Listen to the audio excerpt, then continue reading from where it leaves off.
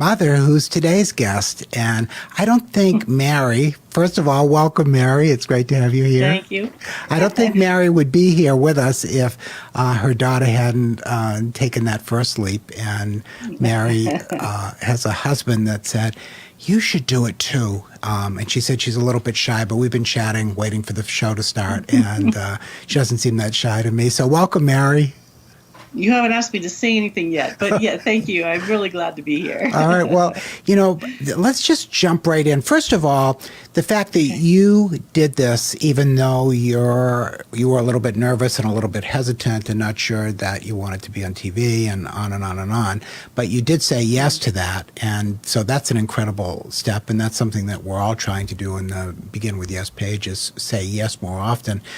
But now that you're here, it wasn't that bad, was it?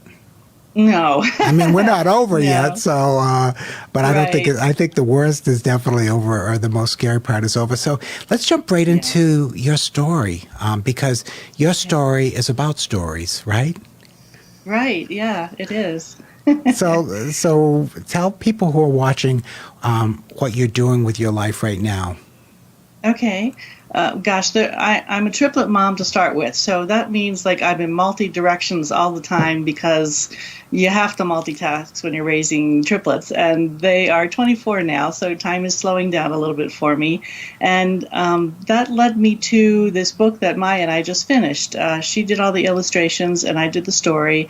And it came about 10 years ago or so, when they were much, much younger and wanted more stories about unicorns and pegasuses and horses with wings, and there wasn't many to find there. And I started writing that in my mind and never came up with a finish.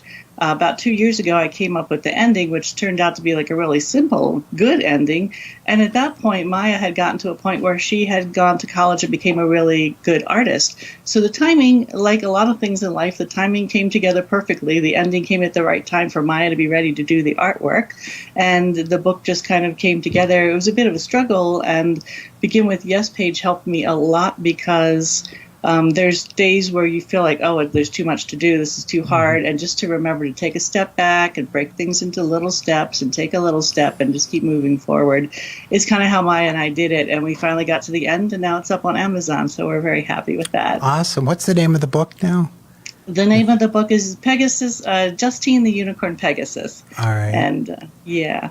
And she's up there. And why do you think that story, does the story in a way tell your story at all, or is it That's a very good question. In a way it does, because the important thing for me, like I feel, and I try not to tear up when I talk about my kitties, but the important thing for me when I discovered I was pregnant with triplets and I was raising the girls was that I didn't want to just raise kids. I wanted to raise the best global citizens I could possibly do. It was like my life's work, way more important than being a systems analyst or anything like that I'd done in the past. And so learning it on the fly to be as wise as you can, as fast as you can, so you can turn around and teach it to the children was really important to me. And they're doing that for me now. As they grow older, they've learned enough wisdom. Things I learned when I was 50, they learned when they were 20, and golly, I wish I'd known that when I was 20. So now they can turn around and teach me new things too. And with all of that, that's kind of what I wanted to put into the book, a lighthearted story, lovely pictures, but a bit of a story about how friends should be thinking, helping friends when you're in school, not picking on other people. And when somebody's in trouble, how can you help that? And also, we all feel awkward. We felt awkward when we were in elementary school. I'm 60. I feel awkward now. So how do you feel like you don't quite fit in? And that happens to everybody. And that can actually be a helpful part that can turn around and be something that helps other people. It doesn't have to be a deficit. It can be an advantage.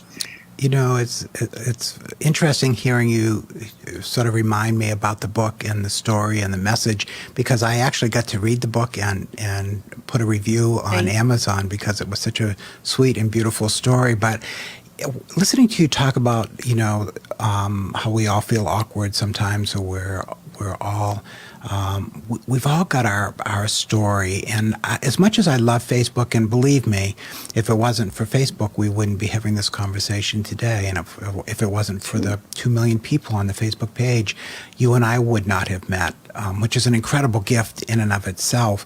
But one thing that Facebook doesn't do, it doesn't always reveal what's going on in people's life from a realistic standpoint, because people are, for the most part, and there are exceptions, but for the most part, they're posting the highlights of their life rather than some of the less exciting moments. And so then we begin to think, wow, I'm surrounded by all these people who are having incredible lives and who are confident and vibrant and having wonderful meals. Look at that delicious meal they just had at a restaurant. And you then begin to lose touch with the shared humanity that we all have. And the truth of the matter is,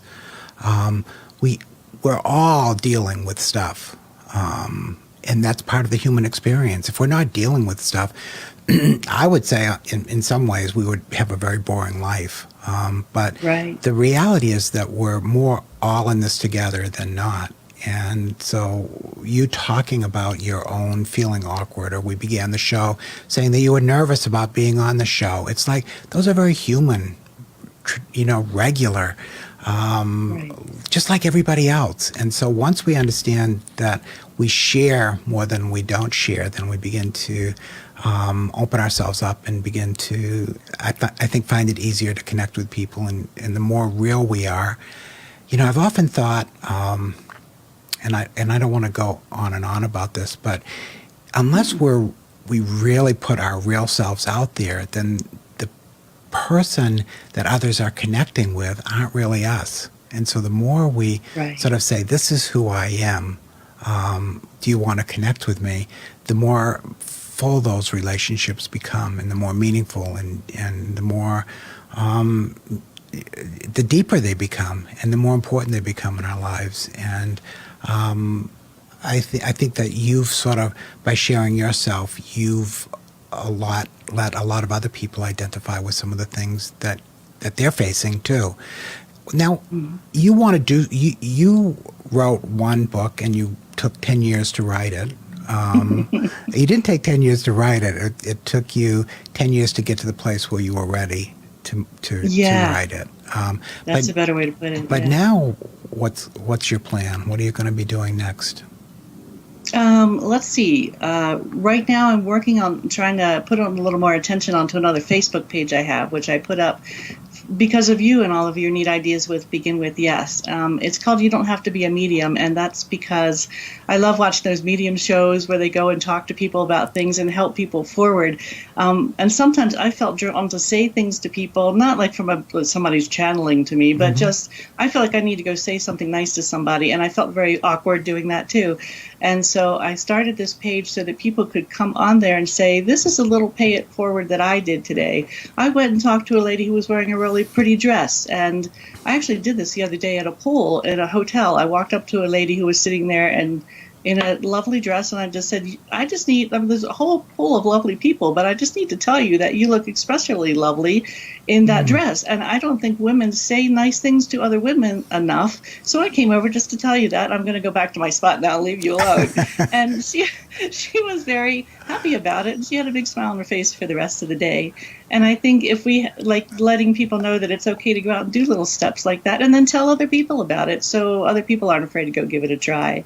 And I would have never thought of setting up a page like that to encourage other people if I hadn't been following Begin With Yes for a very long time. All right. I've already forgotten the name of the page, so tell me the name of your Facebook page again.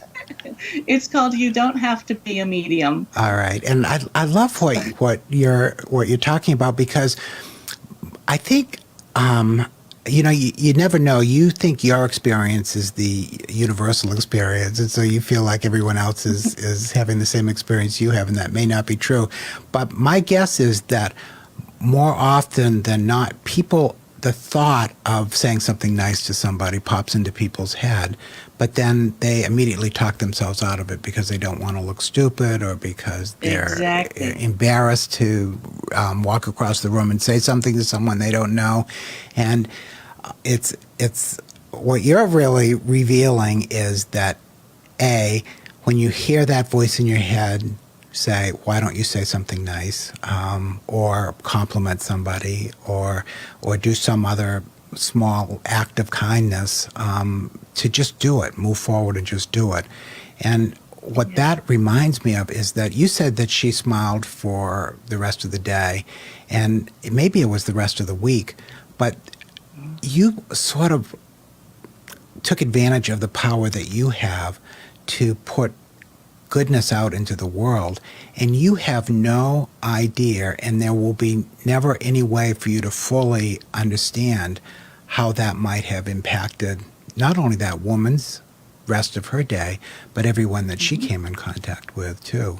And and she may have been inspired to be kinder to somebody else or say something nice to somebody else that was having a bad day. And that chain reaction that we set into motion when we do those kinds of things is so incredibly powerful, and can not just make people feel better, but can literally change the course of someone's life.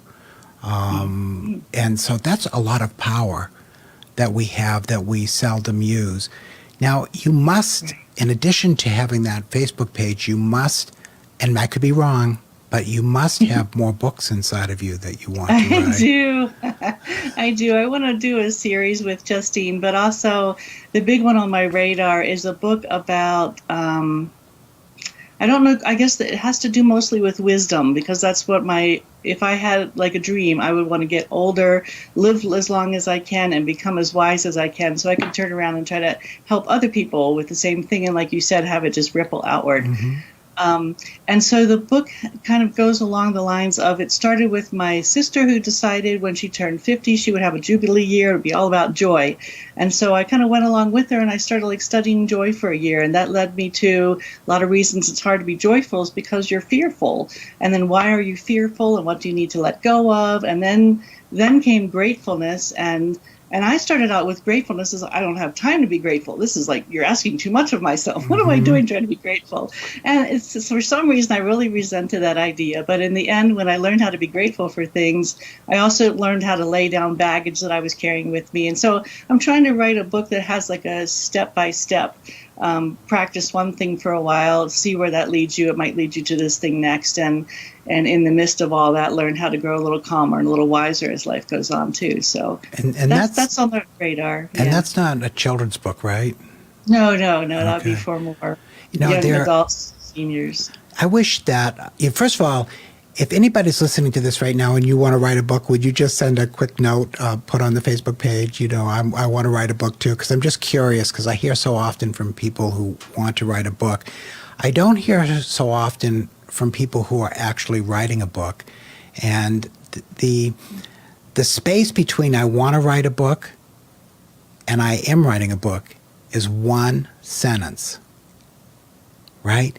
You write a sentence and you are no longer wanting to write a book, but you are writing a book. And that switch in your mind is a fairly dramatic one that motivates you to keep writing and keep moving forward with writing a book. You're back. Yay. Sorry, my internet just died over here for a minute. That's fine. But what I was chatting about, and what you sort of reminded me of, is how many people are writing a book, or how many people, let me rephrase that, how many people want to write a book, but how few people are actually writing a book, and that the space between wanting and doing is just the first sentence of a book. Because as soon as you write that first sentence, you are now writing a book. And if you're writing a book, that sort of becomes the energy behind writing the second sentence and the third sentence. And now you've got a paragraph, and then by the end of the week you've got 4 paragraphs, and the book begins to take shape. It's not going to, the book, first of all, is not going to write itself, right? Right. And Right. secondly, the only way to begin is to begin. And that's Yes. true for whether you want to go back to college, whether you want to write a novel, whether you want to learn how to bake French pastries. It's like you've got to begin. Right. Right. And, Right. and, Yeah. and once you begin, then you're no longer wishing you were doing something. You are doing something. Yeah. Before we You wrap know, this up, go ahead. Say okay. what. Oh, Say, I was going to say, you know what I would throw in there too is I think a lot of people probably think like me as far as writing a book or doing anything. You start to think, oh, I know other people have written books, and oh, they're really good, and oh, I'm not worthy of that. I shouldn't qualify. Heck yeah, you're worthy, and shoot, yeah, if you've got a thought in your head, you should put it on a piece of paper. And the first try might not be the perfect try, but it's a start, just like you said. Don't be afraid to begin. Like begin with yes. Don't be afraid to begin, but also don't assume that you're not worthy, because you are. You're enough, and you should just start it. Just start it. that's a great advice. And all those sort of roadblocks that we create for ourselves, we just need to. I mean, you can't necessarily make the thoughts go away about the roadblocks, but you can say, I'm not going to listen to them. So Right. I may not be worthy or may not be smart enough to write a book, but I'm going to begin anyways. And so you just move Yeah. past it, and you don't have to change your mindset. You just need to do it. And that's, I think, one of Right. the important things about the book Begin With Yes. It's not about you have to have positive thoughts all the time. You just have to take steps, take small steps. Sometimes you're going to feel like it, and sometimes you're not. You really have. When I agree to have these kinds of conversations with people on the phone, I never know where the conversation is going to take us. And Right. this has brought us to some amazing places. And I'm so grateful I'm grateful to your husband. So thank him for me for I telling will. you to just do it. And now you moved past the voice that said, I'm too shy, or that's not who I am, or I don't do that.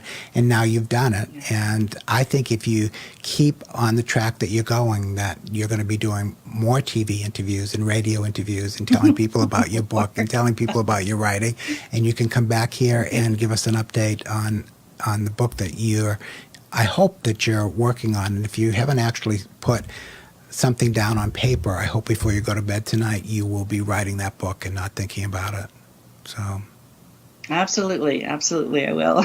Mary, thank you so much. It's been really a joy to have you here. And I know the people who are watching this learned a lot from you, as did I. And we'll stay in touch with you. Give Maya a hug for me. And I will. thanks for stepping out into the unknown. It wasn't that bad, was it?